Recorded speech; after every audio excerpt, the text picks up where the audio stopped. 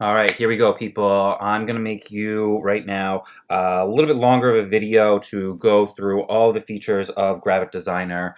We're gonna go through a lot. We're gonna make a file. We'll go through the panels, the tools, the layers, the pages, the keyboard shortcuts, saving, everything basically to get you started creating in Gravit Designer. So I'm gonna do this all in my browser, but you can download and use the desktop version if you have a desktop computer. So you basically need to get to Gravit Designer. You just type in Gravit, Google Gravit, and this will pop up. This is the home page. You hit start now. This little screen right here, the loading screen, might take a little bit longer on a Chromebook. Just be patient, it does load, and once it does, it works pretty well.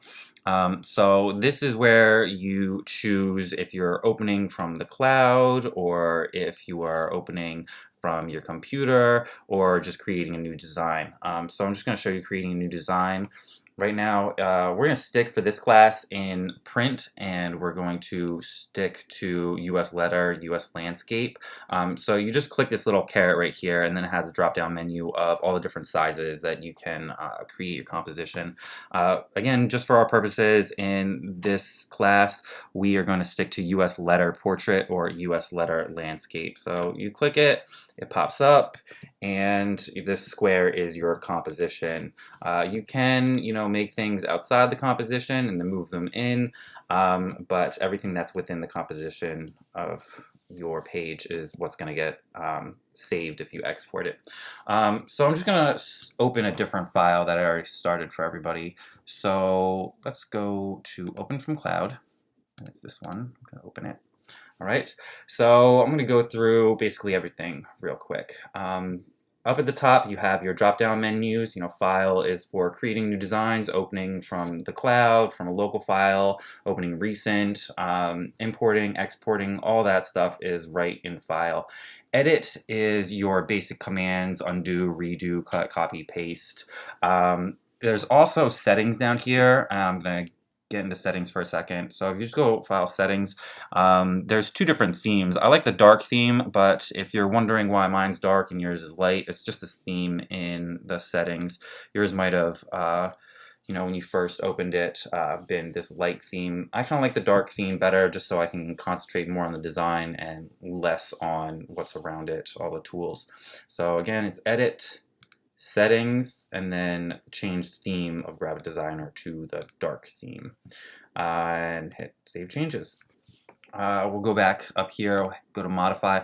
All the things in here are really throughout the program and more easily accessible in other places, but they are still here in Modify. You can arrange, align, transform, create your compound shapes. Some of these paths options are a little bit more advanced, but I usually don't go there. There's other places to get to them. There's the view. You can zoom in. There's the canvas. You can show the rulers, the grid.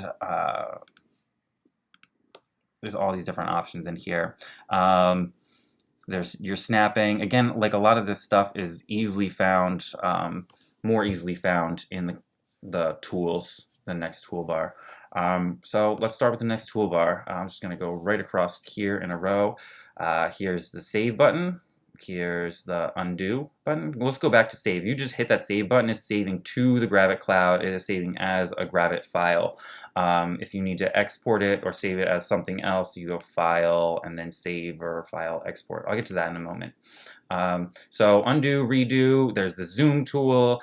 There's the Fit to Screen tool. So if you're like zoomed in all the way and then you want to get back to your screen, it's just Fit to All, and it'll go back to fit the whole composition within your screen. And you have the Hand tool, which you can move around your composition by clicking and dragging. And there's also the Zoom tools hidden underneath there. If you just hit the caret, you can zoom in. This next one is snapping. You can see that I have snapping on because it's like highlighted. If you want snapping off, you just click it once. Now it's off, and now it's on. And then this little caret has all of your snapping options. Snapping is basically your smart guides. So let's just try to show it to you real quick. If I have a rectangle here and another rectangle here, so my snapping is on right now, and if I'm moving around this rectangle, you see all the smart guides come up, like there's one, and then the middle one, and then it kind of like clicks to other shapes, just like that. So that's what snapping does, and if snapping's off, you don't have the smart guides, and it does not snapping exactly to a shape. So if you want to be a little bit more precise with, arranging your shapes, you just click that snapping on, and then it'll give you those smart guides and the ability to click the shapes right next to each other. You can change all these options. They're in here. If you just hit the caret, there's also a show grid, and you can get the grid up, so you can make a little bit more precise shapes and actions. I'm just going to turn it off for a second and keep going. That's snapping. Just remember, you can turn it on and then you can turn it off. So I'm just going to keep mine on because I like it normally, but sometimes there are reasons to take it off. So this is where it starts to get really important. This is the selection tool, but there are two different selection tools. If you hit this caret, drops down, there's the pointer tool and then the sub selector tool, and then I go back and forth between these constantly. It's a really great idea just to memorize that V is your pointer tool, your main selection tool, but if you need a sub selector, it's D, and I just hit those constantly going back and forth. So the pointer tool is moving around like a shape, right? Whereas the sub selector is going to give you some more options for the shapes and specific points.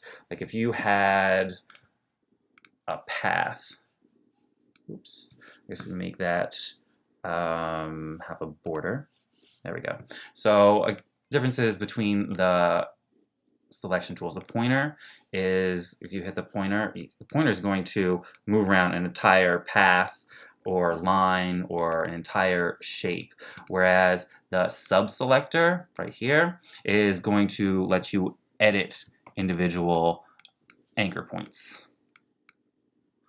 So again, super useful. You need to be comfortable using both of these selection tools. The pointer tool or the normal selection tool is V on the keyboard. So you hit V and then you can move entire shapes, entire paths around. If you want to edit them, you can hit the sub selector and that'll let you edit specific anchor points. All right, so let's keep going. We have the shape tools right here. So you hit the little carets and you can make a line, a rectangle, an ellipse. You can make a polygon. That's wonderful. And the star is pretty cool. So you basically like make a shape, you can move it around, and then you can edit that shape over here in the appearance panel and the fills and the borders effects. So you have it selected. Let's move it over here for a second. Alright, so we got this star. You can add points to stars. You can adjust the size of the points. You can adjust the corners. All this is pretty similar for others too. If you have a circle, you can change all the appearance options right over here. If you have, a polygon, you can change the amount of points. You can change the corner. You can change the opacity, you can give it a different fill just by clicking the color, and you can also give it a border, however you want. No, I'm not giving a border to that one, I'm giving a border to a different one. So let's give a border to this one. So again, you make a shape with the shape tool, and then you can edit it with the appearance, the fills, the border, it's all over here. So let's just keep going a little bit, back to my star, and I'm going to hit the sub selector, and you can drag out your points and kind of edit them a little bit with the sub selector, whereas the pointer tool again is just going to change the size of the shape.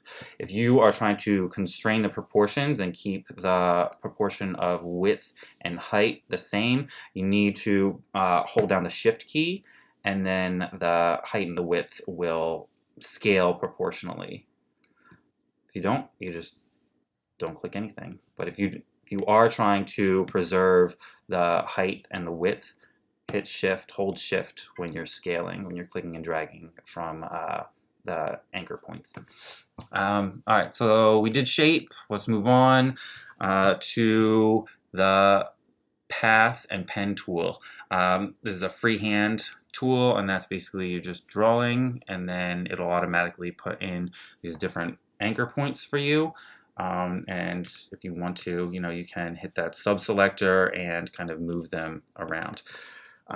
So let's just go back and delete that for a second, and then go to the, where are we? Pen tool. So the pen tool, you are clicking and adding an anchor point, and then when you click, you can click another one, and then another one. You can make shapes like this. The other thing that you can do with the pen tool is make pretty accurate curves. You like click, and when you click your second one, drag, you have the second set of handles or anchor points. Actually, they're not anchor points, they're handles. So you can kind of drag out those handles and make pretty precise curves, like if you're trying to trace something or create kind of organic shape.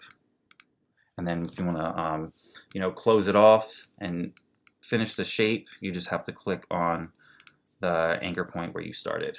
That's the pen tool. We're going to do a lot with the pen tool a little bit later on this semester.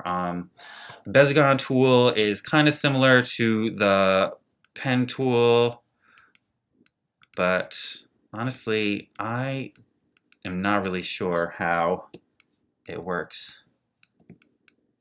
So we'll skip that from there. Oh no, it's Option. So that's how you get it. You hold down Option on the keyboard, or it might be Alt on a Chromebook.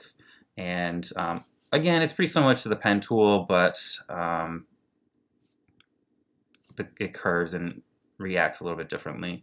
This is something I'm not used to. It's not an Illustrator. So regardless, that's what it is. But for your purposes, just getting started, you try out the pen tool, try out the freehand tool. They're both really useful tools. You use them a lot. So let's just clean this up a little bit. Hit V and nope. Start deleting this stuff. All right. Oop. Back to this. All right, so we can zoom out. I have a shape right here, and for the next set of tools, it's the knife tool. I would even just I'm just gonna skip the freehand shaping tool. The knife tool is going to basically cut off parts of a shape. So you need something selected. So I'm going to select this rectangle right here, this red guy, and then hit the knife tool, and then you can just click and drag across it, and it makes that line, and you then need to go get the pointer tool and click away from the shape, and then click back to drag it out. I think that works. There we go.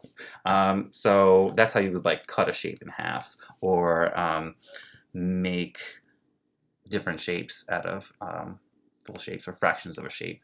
You can cut it as many times as you want. I think you can do points. Maybe no, you can't. You got to drag it. So anyways, that's the knife tool. I'm just going to keep going to, there's a text tool. We're going to skip over this stuff. The image tool, you can import an image. I don't recommend it right now. It'll probably slow down your Chromebooks quite a bit. So back to this. Let's just get this guy to, I was trying to cut him.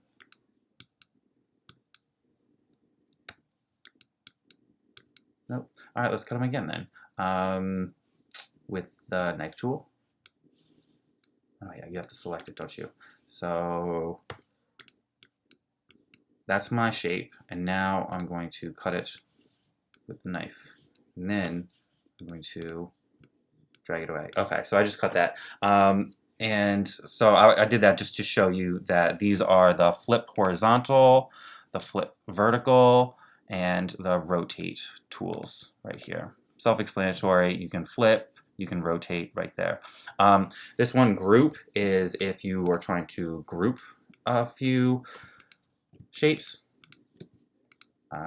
So you can just drag out a selection of a few shapes and then just hit group, and then it shows up in layers that's as a group. And then when you go and you click it, it's actually dragging or selecting all of those shapes. So if you wanted to like add a fill to or an effect to you know, a group, you can select all of them and then edit them or move them around.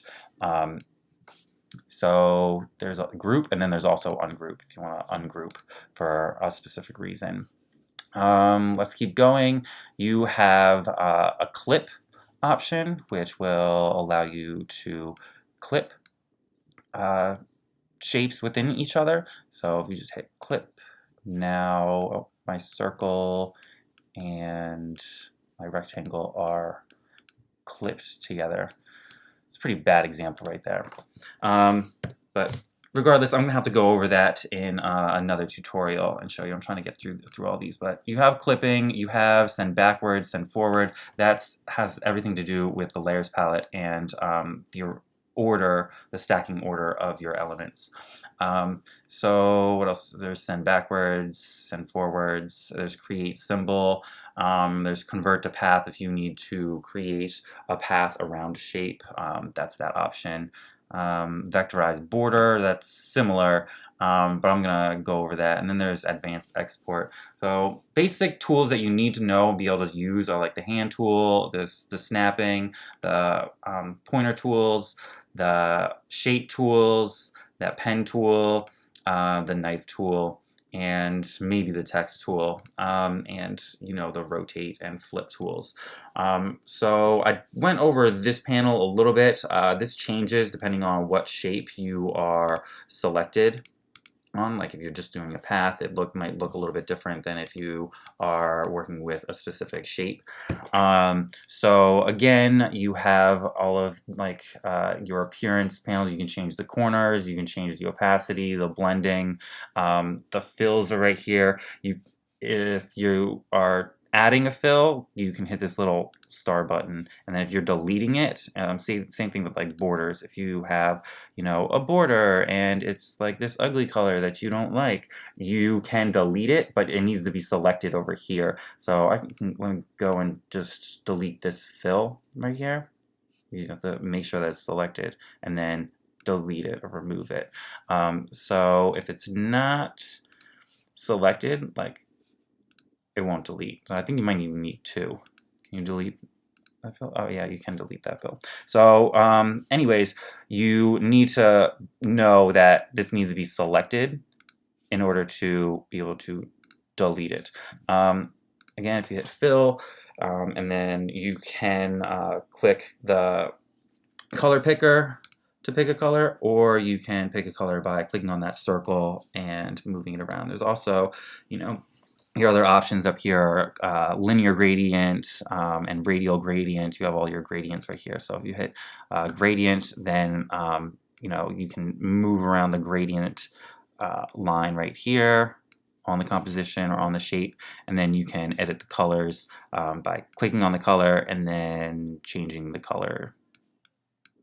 Now I have a purple red gradient. Wonderful. So anyways, that is the fill, and then, you know, borders are borders. You can, pretty sure you can add multiple borders. Let's see if that works. Let's zoom in a second. Nope. You might need to, oh, yeah. So you can add multiple borders. Like I just added black border and salmon pink border. Let's add another one just to see what happens. Let's do a blue one. You just have to create the border, and then you can change the point size. So let me change the point size to 4 on that one and 8 on that one. There we go. So that's kind of a neat thing, that you can add multiple borders and even multiple fills on individual shapes. There's effects down here. I normally don't mess with them. I'll go over them at some point. So just so you know that these are all the different options for your elements as you select them. They do change over here. So you need to grab the pointer tool or the selection tool, select the shape or the element that you want to work with, and then you can change the fill or add a border, change the border, or add a gradient if you'd like to. So again, that's that stuff over here. It changes. This stuff's really important over here. These two panels are the layers and the pages. So layers just are pretty similar to layers in like Pixlr or Photoshop. They all come up right here. Like every time you make a shape, it's on a new layer, and you can click that layer and then drag it down, reposition it. Now my star is behind that big red rectangle that I started with. You know, you can click the shape on the composition, and then it'll highlight in the layers panel, and then you can move it around if you want it hidden underneath. Oop, there it is. And you can also lock it. So if I am trying to not select a layer, but select these other ones, it's very helpful to lock it, and that way I can't move it. It won't select. And that gives you the opportunity to select the smaller shapes, or the work with the shapes that you really are trying to position.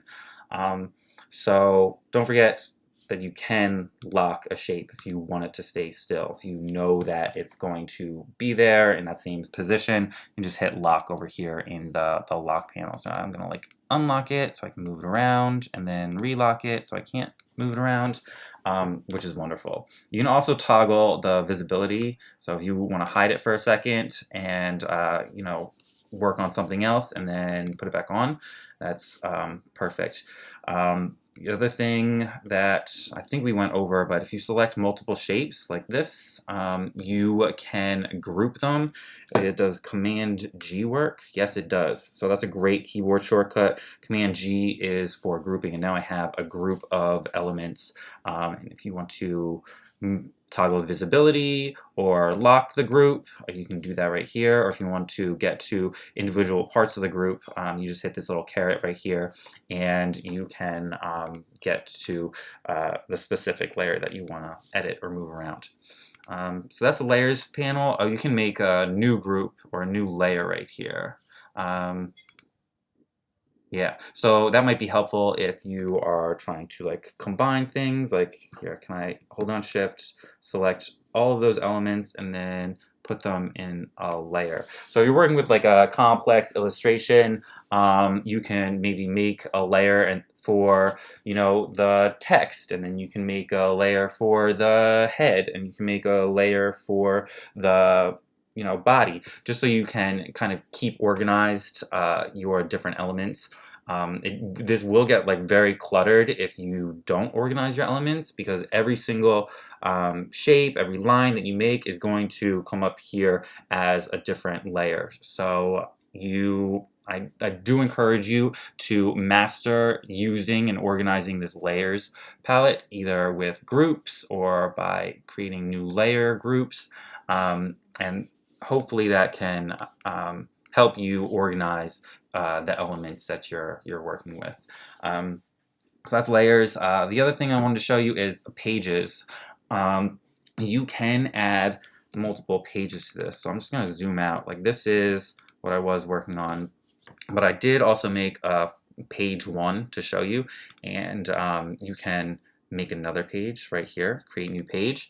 Now it's in the same document, but it's like a different page in that document. So a lot of times, like what I'll do is I will kind of make my back page just like my scratch, where I am kind of moving around different shapes and seeing how they might interact with each other, and kind of playing around with the shapes on my back page. But then actually, once I get the shapes that I like, copy them and then paste them onto my front page.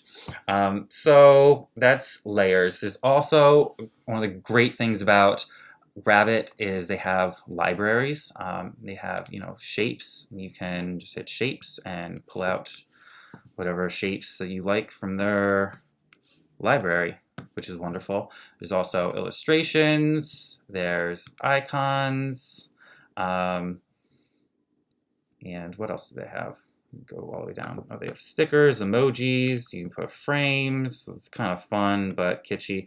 One thing I really like is Unsplash is right here. So you can hit the Unsplash, and these are all stock photos. You can search textures, and then boom, you can actually put in an image right from Gravit without having to go on the internet, download something, and then import it.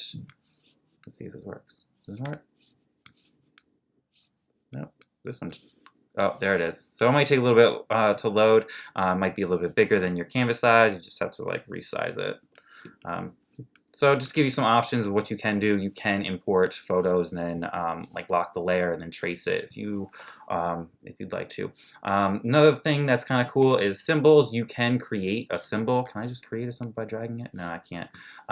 So let's see if I click all those and then how do you create a symbol? Symbol, create symbol. Symbol number 1, great. And now I have a symbol created, and I can go to maybe my last page, symbols, and then just drag out that symbol.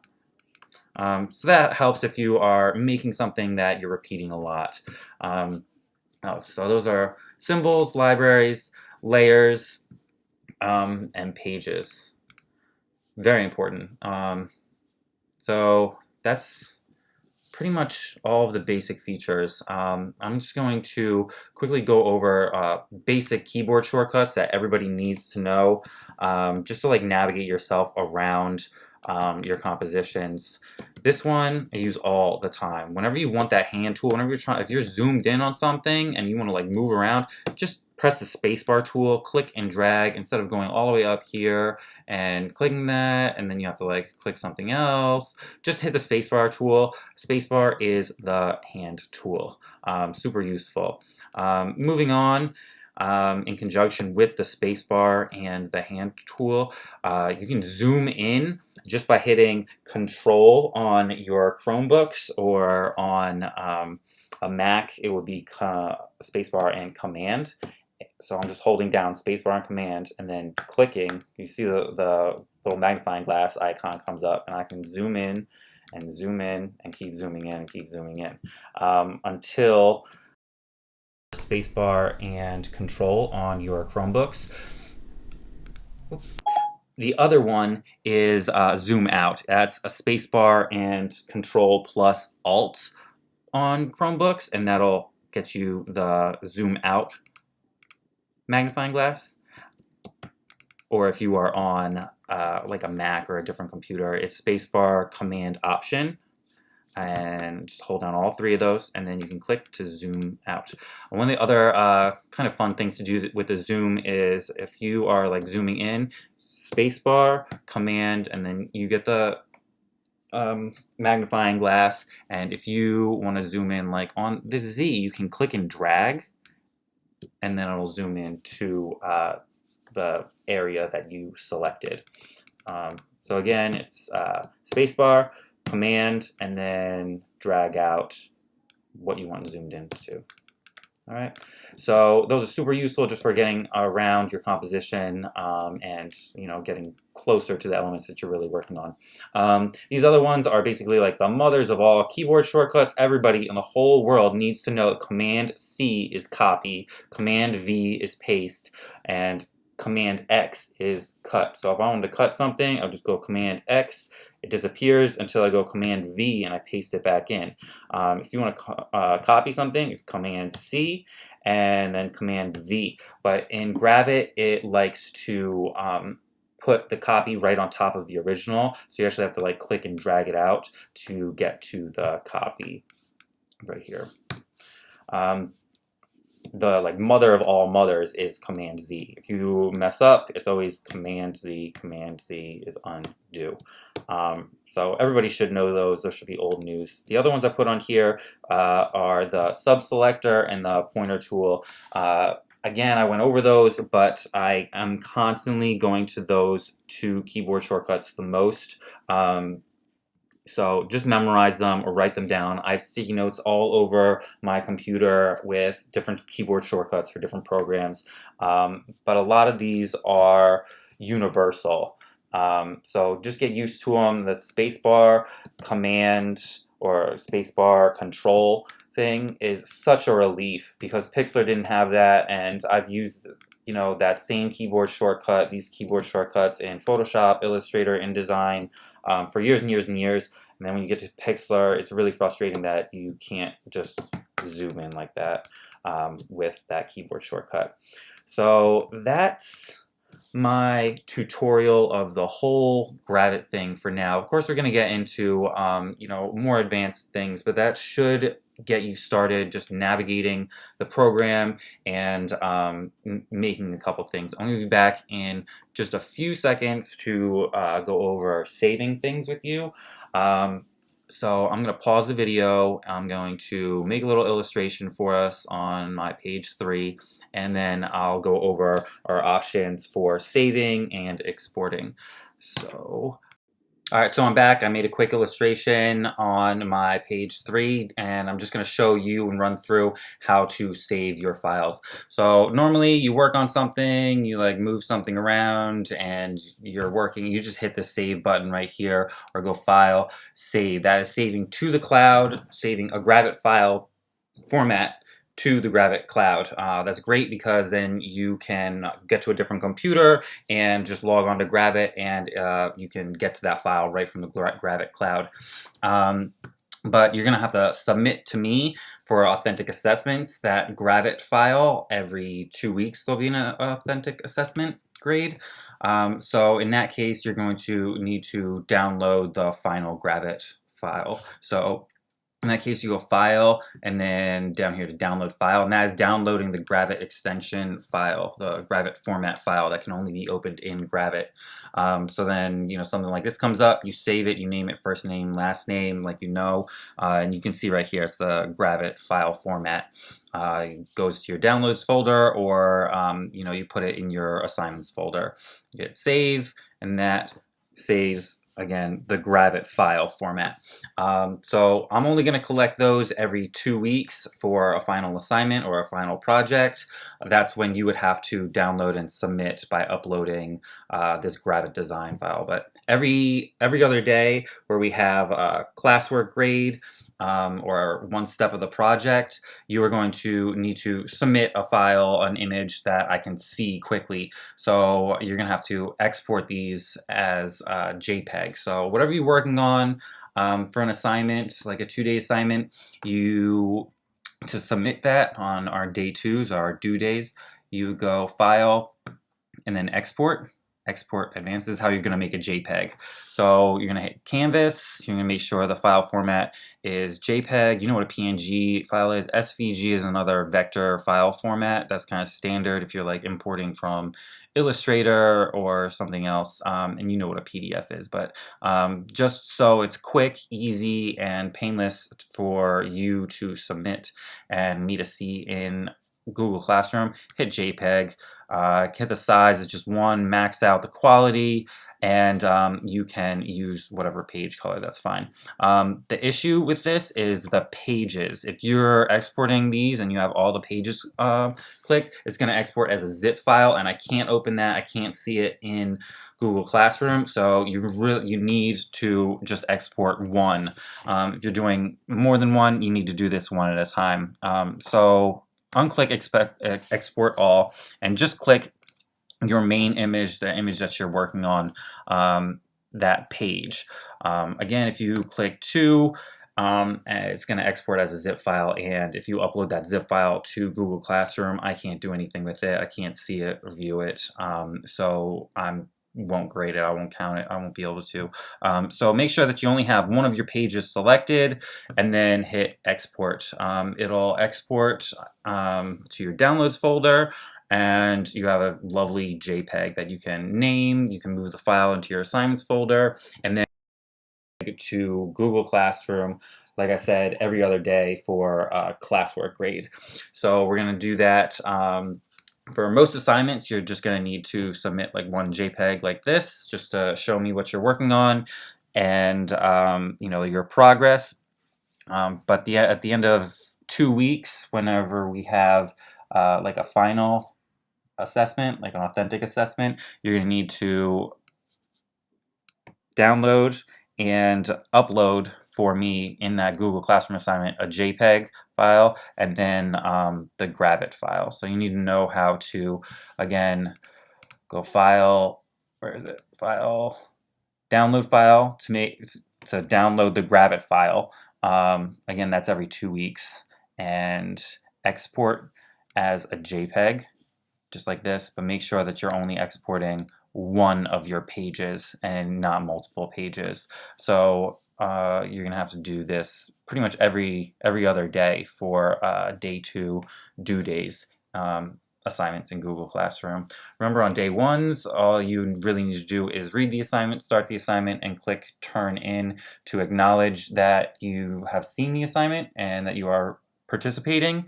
And then on the second day of the assignment, the due day, you would need to, make a JPEG and export that JPEG and upload that JPEG to Google Classroom for your classwork grade. Hope this helps. Hope it wasn't too confusing. If you do have questions, message me on Remind or Google Classroom. I am here to help you. If you need me to, I can make longer screencasts. I know this one was pretty long. Normal ones are just 5 minutes, but I felt that there was so much to go over with the introduction to all these tools, all of the appearance, the fills, the layers, all of that, plus the saving. So I ended up making a longer video today. Again, hope this helps. Hope you're all doing well, and I'm excited to see what you can do with Gravit.